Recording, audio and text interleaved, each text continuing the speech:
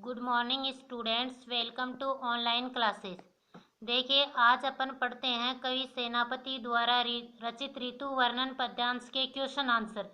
तो पहला क्वेश्चन देखिए, ऋतु वर्णन कविता में बंदी जन किसे कहा गया है? ऋतु वर्णन कविता में बंदी जन कोयल और भ्रमर को कहा गया है। सेकंड क्वेश्चन, प्रिय ने किस ऋतु में वापस आने के लिए प्रेयसी से कहा था? प्रिय ने वर्षा ऋतु में वापस आने के लिए प्रेयसी से कहा था। थर्ड क्वेश्चन, ऋतु वर्णन कविता में ऋतुराज किसे कहा गया है? ऋतु वर्णन कविता में ऋतुराज वसंत ऋतु को कहा गया है। फोर्थ क्वेश्चन देखिए, निबल अनल से क्या तात्पर्य है?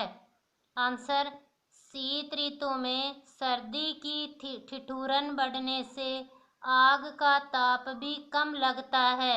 निबल अनल, निबल का अर्थ कमजोर, अनल का अर्थ आग, कि कमजोर आग की सर्दी की अधिकता के कारण आग भी कमजोर प्रतीत होती है, अर्थात कम महसूस हो पाती है।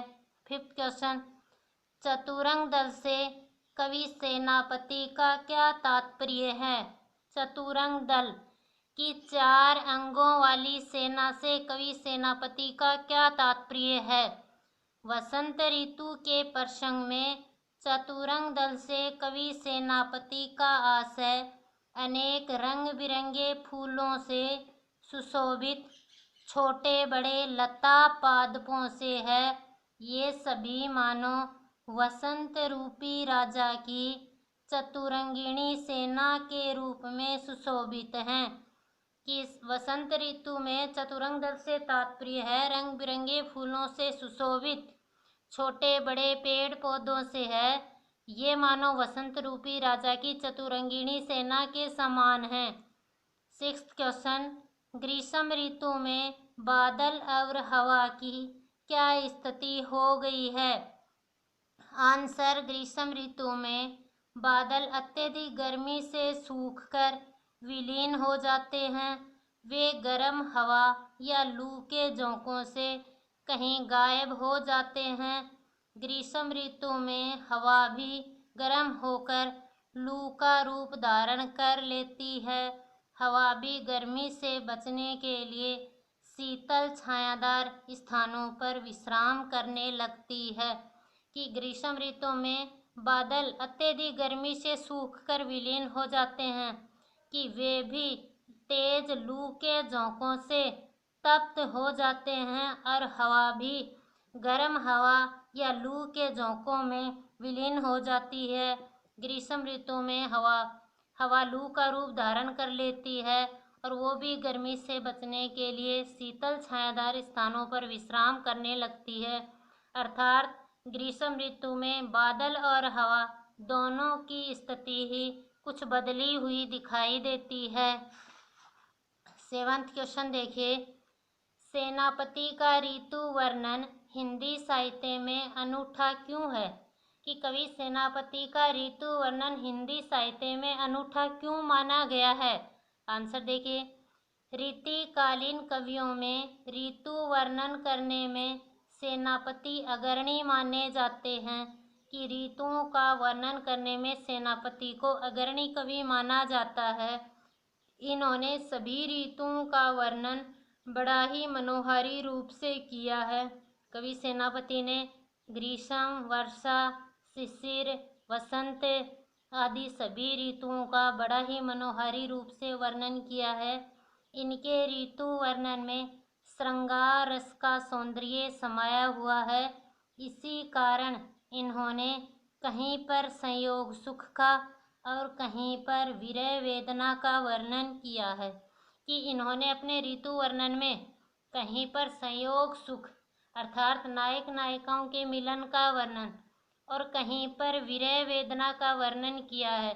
कि जिस प्रकार से वर्षा ऋतु में प्रिय ने आने के लिए प्रेयसी से कहा था, लेकिन किसी कारणवश न आने के कारण उनका संयोग सुख है वो विरह वेदना में बदल गया। अर्थात कवि सेनापति ने संयोग सुख का और विरह वेदना का भी बड़ा ही मनोहारी रूप से वर्णन किया है। कवि सेनापति ने ऋतु वर्णन के साथ साथ विलास के साधनों का भी वर्णन किया है। ग्रीष्म ऋतु में शीतल छायादार स्थानों को लेकर अनेक दृश्य उपस्थित किए हैं और वर्षा ऋतु में बादलों की घटाओं एवं जल वर्षण का मनोरम वर्णन किया है। कवि सेनापति ने वसंत, वर्षा और शिशिर ऋतु को नायिकाओं के लिए काम वेदना बढ़ाने वाली बताया है। ऋतु वर्णन प्रसंग में सेनापति ने श्लेष अलंकार का चमत्कारी प्रयोग किया है कि रीतिकालीन कवियों में सेनापति को अग्रणी भक्त कवि माना गया है, क्योंकि इन्होंने श्लेष अलंकार के माध्यम से ग्रीष्म एवं वर्षा ऋतु का तो एक साथ वर्णन किया है, बल्कि अन्य ऋतुओं का भी बड़ा ही मनोहारी वर्णन किया है। श्लेष अलंकार इनका प्रिय अलंकार माना गया है। इस तरह प्रकृति चित्रण की सभी विशेषताओं को लक्ष्य कर इनके ऋतु वर्णन को अनूठा कहा गया है। कि प्रकृति चित्रण की सभी विशेषताओं को लक्ष्य कर अर्थात वर्णन करने के कारण कवि सेनापति के ऋतु वर्णन को हिंदी साहित्य में अनूठा माना गया है, क्योंकि ऋतु वर्णन करने में अन्य कवियों की बजाय कवि सेनापति ही अग्रणी भक्त कवि माने गए हैं। 8th क्वेश्चन देखिए। छतियाँ की छाहें राख्यो, पाउक छिपाई कई, पंक्ति में किस ऋतु का वर्णन किया गया? पहले इस पंक्ति का अर्थ देखिए। छतियाँ छाती की, छाहें छाँव में, राख्यो पाउक छिपाई के कि रखते हैं पाउक अग्नि को, छिपाई छिपाकर, कि लोग अपनी छाती से आग को चिपकाए हुए रखते हैं। इस पंक्ति में किस ऋतु का वर्णन किया गया है?